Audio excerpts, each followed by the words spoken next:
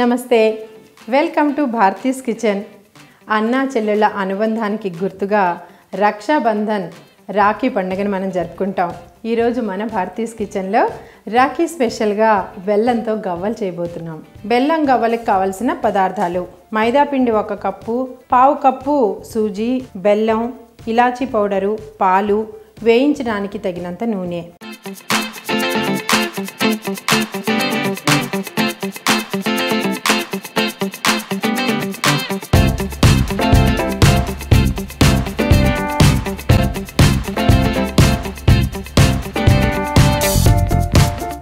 So ముందుగా మనం దీనికి కొలతలు ఏంటంటే 1 కప్పు, సుమారుగా 1 కటోరీ, మీరు ఏదైతే అనుకుంటారో 1 గ్లాసు కానీ మైదా పిండి, ఇందులో 1/4 కప్పు సుమారుగా మనకి సూజీ. ఈ బొంబే రవ్వ కలపడం వలన కరకరలాడుతూ వస్తాయి మనకి గవ్వలు. అలాగే మీరు 1/2 కిలో సుమారుగా మీకు మైదా తీసుకోవాలనుకుంటే కనుక 1 కప్పు లేదా 1 చిన్న గ్లాసు మనం సూజీని కలుపుకుంటే బాగుంటుంది.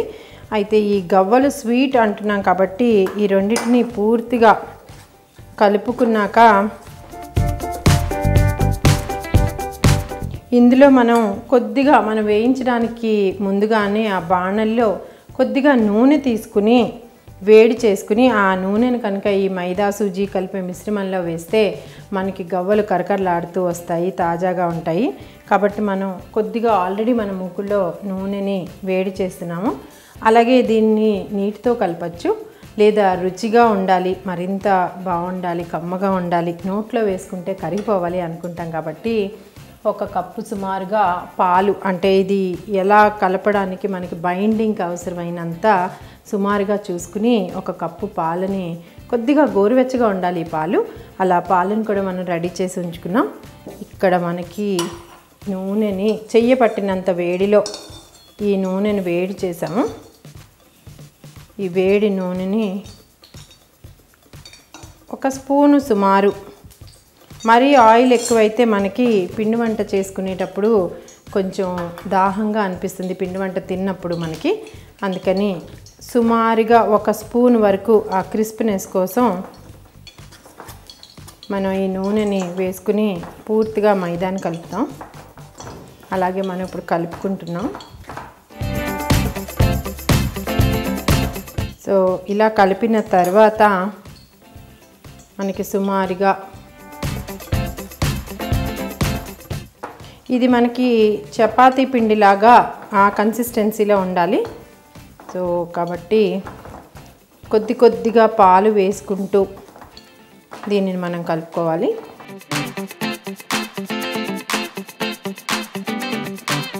సో ఈ కన్సిస్టెన్సీలో మనకి ఈ గవ్వల పిండిని మనం ప్రిపేర్ చేసుకోవాలి.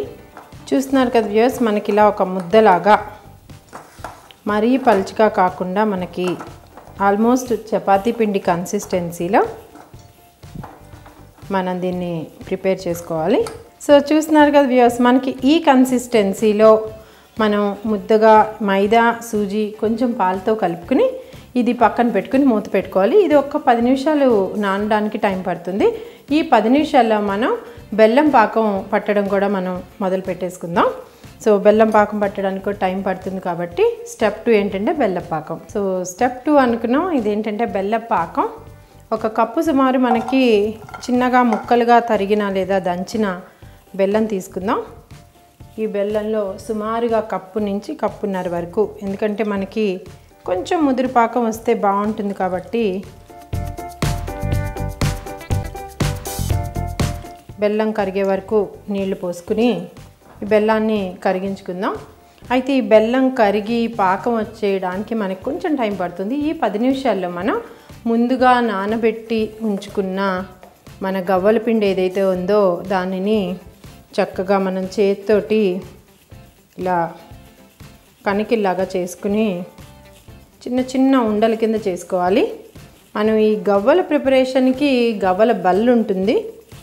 మనం గవ్వల బల్లతోటి చక్కటి శంఖాల లాంటి గవ్వల్ని ప్రిపేర్ చేసుకుందాం. ఈ విధంగా ఒక మనకి గులాబ్ జామున్ కానీ మనకు కావాల్సిన సైజులో, చిన్న కానీ పెద్ద కానీ ఒకే రకమైన సైజులో ఈ విధంగా మనం ఉండలు చేసుకుని పెట్టుకుందాం. మనం స్టవ్ ఆన్ చేసుకుని ఇక్కడ నూనె మూకుడిని నూనె వేసి సిమ్లో పెట్టుకోవడం కూడా జరిగింది. అయితే మనకి నాని ఉన్న ఈ ఉండల్ని తీసుకుని దీనిని గవ్వల బల్ల అంటారు. ఇది మార్కెట్లో దొరుకుతుంది. ఈ గవ్వల బల్లలో పైనుంచి కిందకి ఇలా ప్రెస్ చేస్తే గవ్వ మాదిరి షేప్లో మనకి ఇవి వస్తాయి. ఒకవేళ మన ఇంట్లో గవ్వల బల్ల లేకపోతే కూడా మనం ఇలా ఫోర్క్ని తీసుకుని ఫోర్క్తో కూడా ఇలాంటి గవ్వల్ని మనం ప్రిపేర్ చేసుకోవచ్చు. సో మనకి నూనె కాగిందో లేదో ఒక చిన్న బాల్ వేసి మనం టెస్ట్ చేస్తే ఒకవేళ మన బాల్ పైకి వస్తే మనకి నూనె కాగినట్టే. ఒక్క 2 మినిట్స్లో మనం ఇలా విడివిడిగా గవ్వల బల్లతో ఒట్టి ప్రిపేర్ చేసుకున్న గవ్వల్ని మనం ఈ కాగే నూనెలో వేసేద్దాం.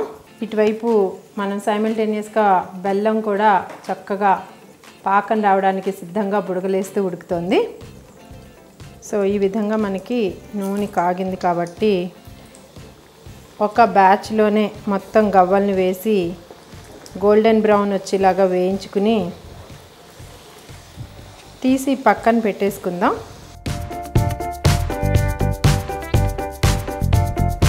సో చూస్తున్నారు కదా వ్యూయర్స్, గోల్డెన్ బ్రౌన్ చక్కగా మన గవ్వలు వేగిపోయినట్టే. మనకి గవ్వలు వేగాయని ఎలా తెలుస్తుందంటే మీరు ఇలా వేపినప్పుడు ఆ గవ్వ చప్పుడు ఇందులో వస్తుంది. సో ఈ విధంగా మనకి ఈ కలర్ రాగానే మనకి పూర్తిగా లోపల నుంచి పచ్చి లేకుండా వేగిపోయినట్టే. సో మనం టిష్యూ పేపర్ల మీదకి ఈ వేగిన గవ్వల్ని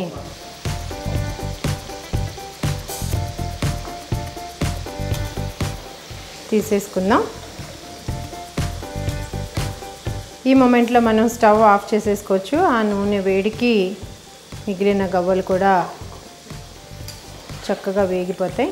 సో మన గవ్వల ప్రిపరేషన్ అయిపోయింది. మనం చక్కగా వీటిని టిష్యూ పేపర్ మీద తీసుకుని రెడీగా ఉంచుకున్నాం.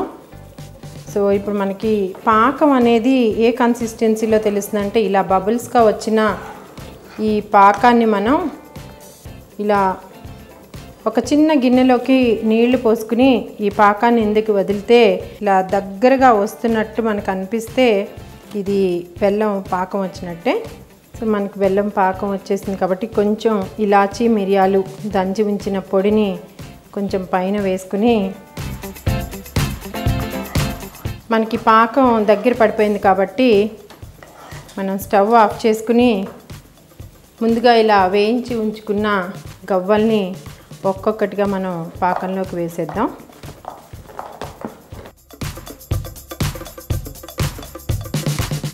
సో మనం ఇప్పుడు వీటిని ఫోర్క్తో కానీ స్పూన్తో కానీ పూర్తిగా మనకి ప్రతి ఒక్క గవ్వకి లోపల దాకా మనకి ఈ పాకం పట్టేలాగా కలుపుకొని అప్పుడు విడిగా ఒక బౌల్లోకి తీసుకుని ప్రజెంట్ చేసుకుందాం.